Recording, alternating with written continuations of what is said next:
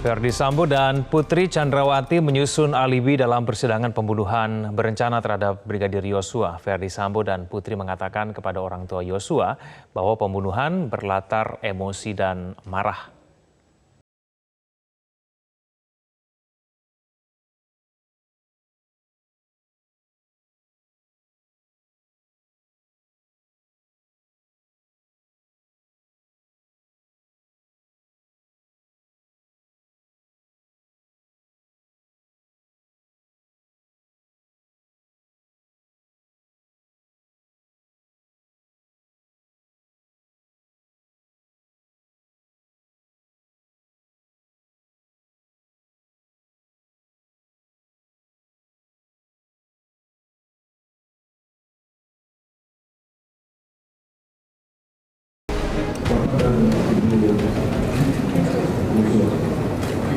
Saya sangat memahami perasaan Bapak.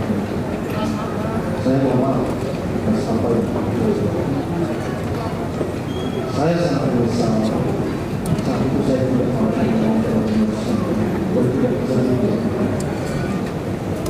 di awal dalam persidangan ini. Saya ingin bahwa peristiwa yang terjadi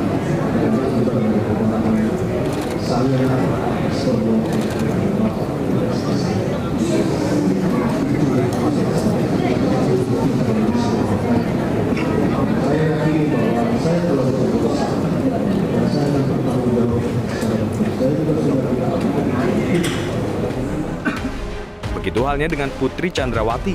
Putri mengatakan bahwa kejadian pembunuhan tersebut tidak pernah terbayangkan oleh Ferdy Sambo dan Putri.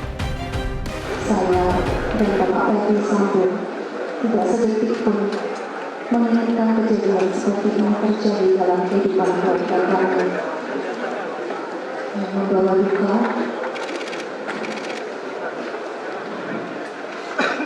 dan luka yang dalam hati saya dan keluarga. Dari kerendahan hati yang dalam, saya mohon maaf untuk Ibunda Yosua beserta keluarga atas peristiwa ini. Dan saya siap menjalankan sidang ini dengan ikhlas dan ketulusan hati saya, agar seluruh peristiwa yang terjadi dapat terungkap. Tanggapan Sambo dan Putri yang menyesal tapi tidak mengaku ini bukan yang diharapkan. Karena sebelumnya orang tua Yosua berharap pengakuan Sambo sendiri apakah telah membunuh Yosua. Yang sudah merampas nyawa anakku dengan sadisnya dengan komplotanmu itu, jadi Bu, sadarlah. Terlalu kejam seorang ibu melihat, mengetahui, mendengar, dan mungkin ibu tidak mengetahui. Ibu punya mata di Tuhan. Ibu diberi Tuhan hati nurani, tapi hati nurani ibu sudah sia-sia, sudah mati. Jadi segera sadar, bertobatlah dan berkata jujurlah dalam kasus ini, agar arwah anakku tenang. Bagaikan ibu relakah anak ibu disiksa, dianiaya, ikhlaskah ibu seperti yang ibu bilang, saya mempercayai suami saya yang saya cintai. Harapan keluarga Yosua, Sambo mengakui pembunuhan, seperti Eliezer yang berani meminta maaf, bersimpuh di kaki orang tua Yosua, dan mengakui menembak Yosua atas perintah Sambo. Tim Liputan, Metro TV. Ferdy Sambo akhirnya berhadapan langsung dengan orang tua Brigadir Yosua. Pada kesempatan tersebut, Ferdy Sambo meminta maaf kepada mereka. Apakah permintaan maaf mantan Kadif Propam Polri itu penting untuk hakim? Kita akan mengulasnya bersama dengan kuasa hukum Brigadir Yosua, Yonatan Baskoro, dan pakar hukum pidana Abdul Fikar Hajar. Pak Fikar, Pak Yonatan, selamat malam. Terima kasih telah hadir bersama kami di Prime Time News. Oke, baik. Pak Yonatan, kita dengarkan bersama tadi ada permintaan maaf dari Ferdy Sambo dan juga Putri Chandrawati. Bagaimana kemudian penilaian dari keluarga dan juga tim kuasa hukum mendengar permintaan maaf ini? Selama Bapak berumah tangga dengan Ibu Yosua, memang Bapak tinggalnya di Padang Sidurduan atau bersama-sama? Sampai sana lagi. Saya tahu, Bapak jawab tadi.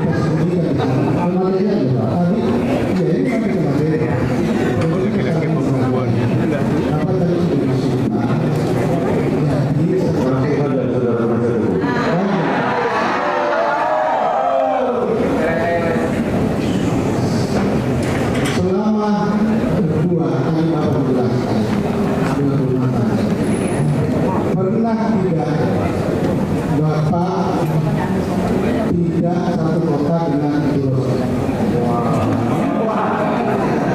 Yang mulia, dan saya tidak bisa menjawab. Oke, selanjutnya pertanyaan lain. Baik, yang mulia, saya cuma berharap untuk dijawab supaya kan ada pertanyaan selanjutnya. Bukan karena ini sudah menyangkut tidak masuk materi pokok. Poinnya apa yang tadi saudara yang Jaga etika. Poinnya apa yang saudara? Poinnya bahwa kami ini yang merawat dan mengasuh Yosua adalah siapa? Oke. Poinnya di situ. Sebentar. Saudara Samuel Tabarat bisa dijelaskan sejak kecil siapa yang merawat Samuel Yosua? Kami, saya beserta istri. Saudara beserta istri. Iya. Oke. Apakah saudara mempunyai bukti lain bahwa yang merawat Yosua adalah pemilik mereka? Langsung ke poinnya ya, kalau mau Ya, Pak Yonatan dan juga Pak Fikar, itulah pernyataan dari tim kuasa hukum dari Ferdi Sambo yang bertanya apakah kemudian ayah dan ibu dari Yosua itu serumah atau tidak ketika jenazah itu datang. Saya akan tanyakan mengenai itu nanti, tapi saya ingin tanyakan dulu mengenai permintaan maafnya dulu. Saya ke Pak Yonatan. Pak Yonatan, penilaian dari tim kuasa hukum maupun dari keluarga melihat dan mendengarkan sendiri permintaan maaf dari Ferdi Sambo dan istrinya Putri Candrawati itu seperti apa? Ini tulus atau tidak?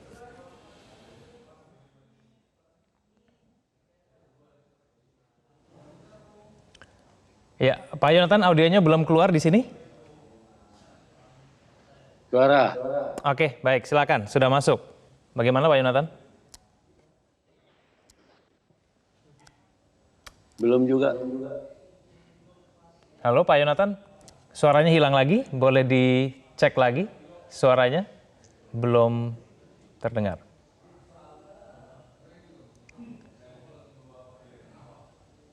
Halo, Cek. Pak Yonatan? Halo. Oke. Ya, masuk.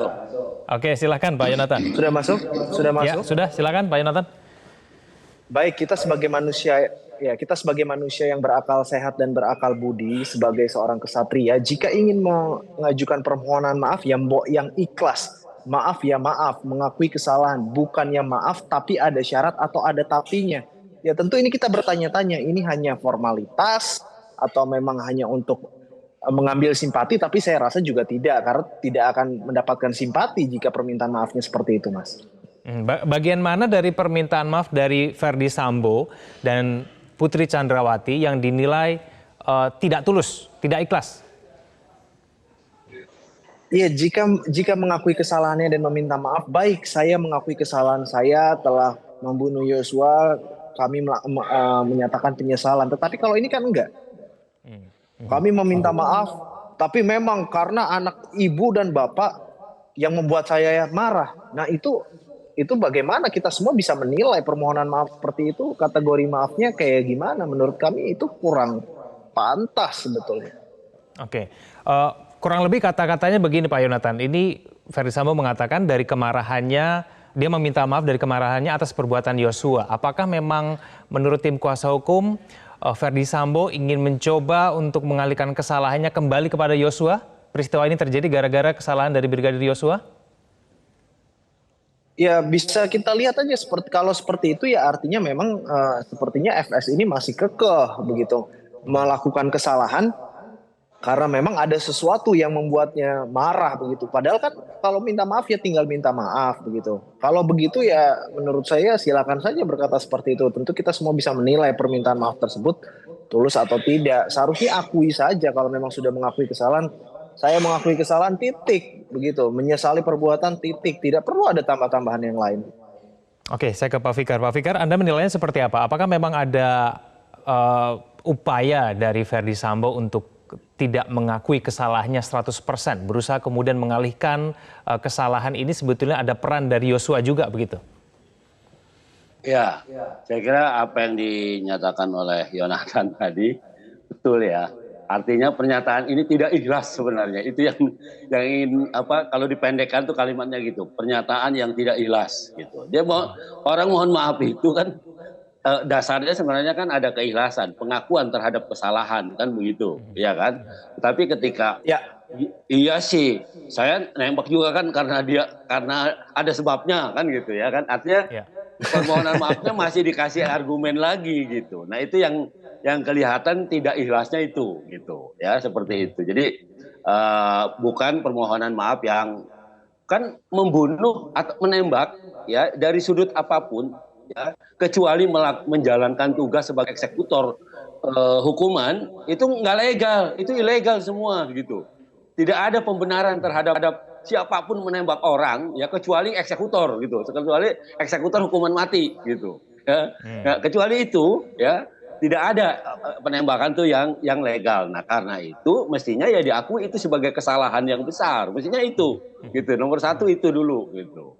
Apapun gitu argumennya atau apapun alasannya itu sebuah kesalahan. Dan kalau mau minta maaf ya udah harusnya tanpa embel-embel, ikhlas aja gitu. Tapi kalau dikasih embel-embel, saya marah karena dia begini, itu udah menurut saya udah sudah hilang itu ceritanya ya, cerita minta maafnya bisa hilang juga, ketutup dengan kemarahannya juga. Di belakangnya kan marah itu sebenarnya kan, seperti itu. Pak Fikar, tapi sebab akibat dalam sebuah pembunuhan berencana ini apakah kemudian bisa meringankan hukuman dari terdakwa? Saya kira gini, tidak ada bisa ya sebab akibat terhadap satu tindak pidana pembunuhan bisa, asal memenuhi kriteria yang diatur oleh KUHP. Umpamanya apa?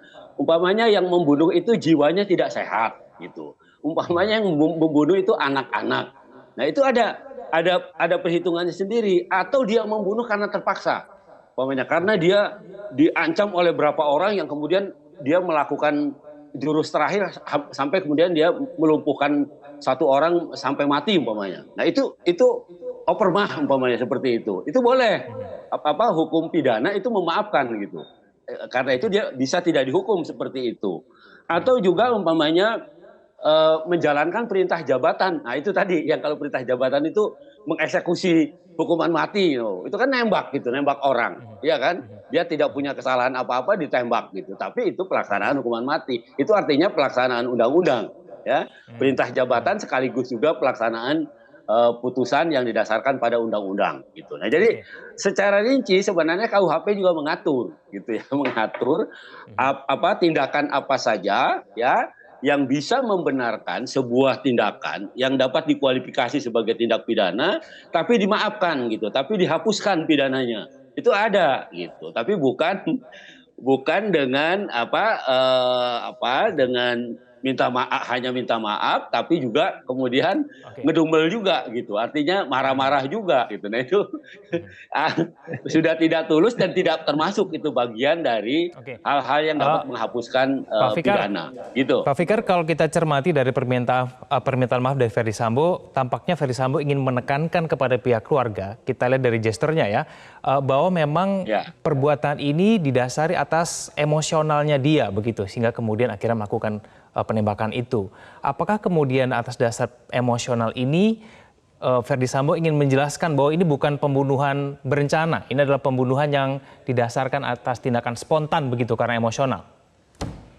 Ya, boleh dia berargumen seperti itu, emosional, kemudian tidak berencana dan sebagainya, tapi menawarkan kepada dua orang untuk menembak itu sudah bisa disimpulkan sebagai perencanaan karena ada waktu bagi FS itu untuk berpikir ya selama 10 menit sekalipun umpamanya berpikir untuk jadi nembak atau tidak jadi nembak. Nah, begitu dia jadi nembak artinya rencana itu sudah terbukti. Artinya memang 10 menit yang lalu dia merencanakan untuk menembak orang, menawarkan pada siapa Barada apa yang nggak mau, kemudian menawarkan pada Barada mau gitu, ya kan? Entah menawarkan, entah memaksa lah, pokoknya dari sudut Barada mungkin itu dianggap memaksa gitu. Tapi ya apakah itu perintah jabatan atau bukan ya itu nanti perdebatannya di pengadilan lah, nggak apa-apa gitu. Tetapi itu tadi yang saya bilang tidak ada menembak itu yang legal gitu kecuali melaksanakan eksekusi pengadilan. Gitu. Oke, baik. Pak Yonatan, saya ingin tanyakan nanti usai jeda mengenai kenapa kemudian dari pihak keluarga Ibu Rosti khususnya mempermasalahkan mengenai handphone milik Yosua yang masih hilang dan kenapa kemudian yakin bahwa itu ada di tangan Ibu Putri Chandrawati. Kita akan bahas itu saja, namun saya perlu informasikan kepada Anda pemirsa bahwa kami sudah berusaha untuk mengundang tim kuasa hukum dari Ferdy Sambo, namun semuanya berhalangan untuk hadir. Ada satu hal yang perlu kita pahami, apapun alasannya, ada korban jiwa di sini. Dan siapa yang melakukannya, siapa yang terlibat, itu tentu perlu dibuktikan dalam proses persidangan, ditelusuri agar memang ini bisa dipertanggungjawabkan secara hukum. Ini kan baru persidangan pertama untuk proses pembuktian. Jadi kami mengajak kita semua tidak terlalu cepat untuk menyimpulkan. Yang paling penting poinnya kami mengajak ada penyesalan dan permintaan maaf dari Pak Ferdy Sambo ataupun Bu Putri. Saya pikir mungkin cukup. Saya langsung ke Pak Yonatan. Pak Yonatan, Ibu Rosti mendesak supaya handphone milik Yosua yang hilang untuk segera dikembalikan. Ada informasi apa dalam handphone itu yang kemudian bisa membantu untuk mengungkap kasus ini, Pak Yonatan? Ya, tentu handphone itu merupakan salah satu alat bukti yang sangat penting dan itu merupakan bukti material yang bisa disajikan di persidangan. Namun sejak awal kan memang sudah tidak ada ini barang, bahkan katanya dihilangkan, dirusakkan, dihancurkan, entahlah. Sampai sekarang pun kami tim kuasa hukum beserta keluarga tidak tahu kejelasan handphone itu sebetulnya ada di mana. Dan menurut kami itu sangatlah penting. Bahkan sejak awal bergulirnya kasus ini kami pun selalu menekankan dan mendorong kepada pihak penyidik pada saat itu. Kami yakin kepolisian mampu untuk membuka call data record, begitu apapun itu yang ada di dalam handphone itu agar dibuka saja. Kami bahkan mendorong untuk dibuka agar kasus ini terbuka. Tetapi kenyataannya pada sampai saat ini persidangan sudah berjalan beberapa kali, tapi sepertinya memang tidak ada handphone tersebut. Nah, kita memang kesulitan, kekurangan kita adalah pada bukti material yang seperti itu contohnya. Tapi menurut keluarga handphone itu masih ada? Ya, kalau kami meyakini handphone itu seharusnya ada, begitu. Seharusnya memang ada kalau memang misalkan tidak takut dengan apa-apa begitu ya. Ya, silakan saja. Justru itu bisa menjadikan bukti kalau memang semuanya digadang-gadang sama mereka itu betul. Ya, tetapi kan kenyataannya sampai sekarang saja kita tidak tahu bentuk dan wujudnya seperti apa. Tetapi apakah masih ada atau tidak ya itu kita tidak tahu. Apa sudah dihancurkan, dibuang, dimusnahkan. Nah, kami juga tidak tahu. Kami berharap ya memang seharusnya itu dikembalikan, tapi rasanya kecil kemungkinan, Mas. Kecil kemungkinan. Baik, Pak Yonatan juga Pak Fikar, kita akan cermati dulu pernyataan berkaitan dengan handphone yang saat ini masih menjadi misteri keberadaannya.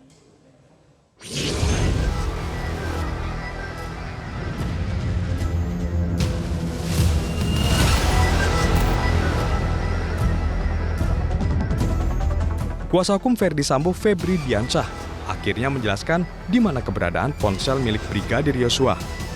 Febri menyampaikan ponsel tersebut tidak berada di tangan kliennya Putri Chandrawati. Febri menduga ponsel milik Yosua berada di tangan kejaksaan untuk digunakan sebagai barang bukti. Informasi di tepatnya kalau dokumen-dokumen atau alat elektronik itu tentu dilakukan penyitaan di penyidikan, dan kalau memang itu ada disita maka tentu saja teman-teman biasa hukum yang memahami itu yang bisa kami sampaikan, jadi tidak ada di tangan klien. Dalam persidangan hari ini, Ibu Brigadir Yosua Rosti Simanjuntak memohon agar istri Ferdy Sambo Putri mengembalikan ponsel Yosua. Rosti meyakini ponsel anaknya itu berada di tangan Putri. Saya boleh minta bantuan disimpan dulu sebentar, supaya ngobrolnya langsung saja. Nanti kalau ada yang lupa kami ingatkan lewat WA juga. Pak, silakan. Terima kasih, Bu Rosti. Silakan. Kurang lebih pertanyaan saya sama dengan Pak Samuel. Ibu sering berkomunikasi dengan Joshua. Iya, silakan. Ibu sering berkomunikasi dengan almarhum Joshua. Kalau ada waktu sempatnya, kalau dia sedang tugas, dia mengatakan nanti malam-malamnya pas abang lagi longgar. Jadi usahakannya pasti ada komunikasinya, paling tidak dalam seminggu itu. Kalau telat, dia mohon maaf, abang bukan karena tidak perhatian sama mama. Nanti akan abang kabari bagaimana kabar abang di pekerjaan di sini. Kalau seminggu Ibu, berapa kali rata-rata Oh, kalau masalah menanyakan berapa kali tolong lihat HP anak saya ditunjukkan sekarang semua dan tertera karena saya tidak mengingat bagaimana detailnya anak saya berkomunikasi dengan saya. Alat komunikasi anak aku tolong Putri kembalikan kepada ibunya, saya ibu kandungnya biar lebih detail Bapak. Nah, itu jadi saya sebagai orang tua sudah hancur Bapak hati saya harus mengingat bagaimana detailnya komunikasi aku dengan anakku. Jadi biar lebih detail dengan Bapak pengacara, Bu Putri, Pak Sambo, mohon alat komunikasi anakku, alat komunikasiku ada di sini. Biar lebih detail. Begitu. Masih ada lagi? Baik, saya Mohon pengunjung ke tertib ya. Atau kami keluarkan kalau tidak tertib. Lanjutkan, saudara penasihat hukum. saya boleh pindah ke Pak Samuel Ya, sendiri. oke. Sudah selesai saya Pak? Sudah? Terima kasih Ibu. Soal di mana keberadaan ponsel milik Yosua sebelumnya juga disinggung oleh mantan ajudan Verdi Sambo lainnya, yakni Brigadir Daden. Pada sidang untuk terdakwa Richard Eliezer Senin malam, Daden menyebut bahwa ponsel dan barang milik Yosua diserahkan ke penyidik dan propam di Polda Jambi seminggu setelah korban Yosua meninggal dunia. Tim Liputan Metro TV. Ya, sebelum saya ke Pak Fikar, saya kembali ke Pak Yonatan dulu. Pak Yonatan, sebetulnya apa yang dicari dari handphone milik Yosua itu? Percakapan antar siapa kemudian yang hingga kini dari pihak keluarga pun ingin tahu begitu?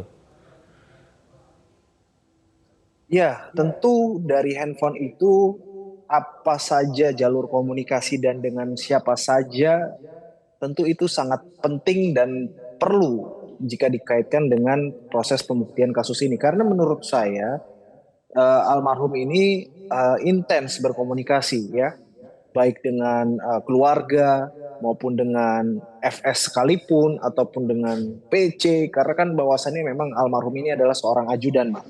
Tentu untuk apa-apa pasti laporan ya, contoh seperti yang sudah dikirimkan oleh PC kepada adiknya yang bilang kakakmu abangmu rajin sekali, sampai bingung aku gajinya berapa. Artinya si almarhum ini punya kedekatan yang begitu dekat sampai dia menyetrika baju anak-anaknya keluarga FS dan PC. Nah tentu kan komunikasi-komunikasi itu merupakan satu bukti yang penting yang harus dibuka sebetulnya, alur komunikasinya kemana, curhatnya ke siapa saja. Nah ini kan harusnya terbuka begitu.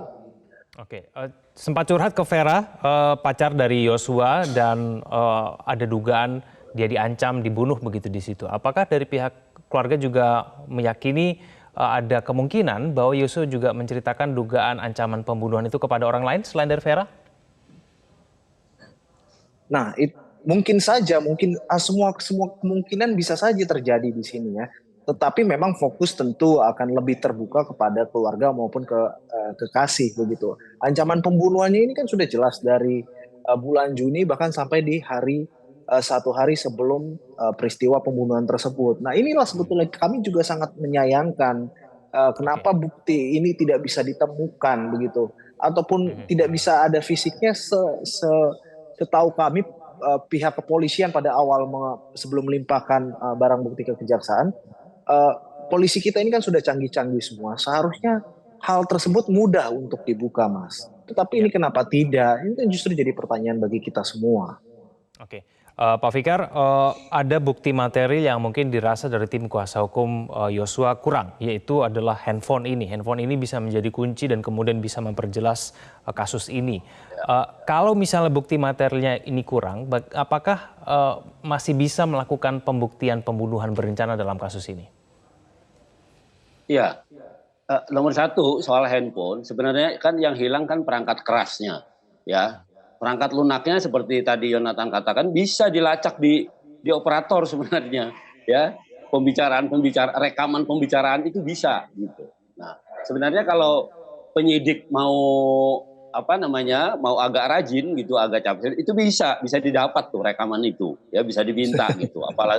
Apalagi dalam kerangka proses hukum gitu. Jadi ada alasannya gitu, sangat ada dasarnya gitu. Nah, itu soal handphone gitu. Jadi sebenarnya soal kemauan baik aja gitu ya, soal handphone. Nah, Tetapi menurut saya bisa jadi handphone ini juga bisa menjadi bukti material gitu.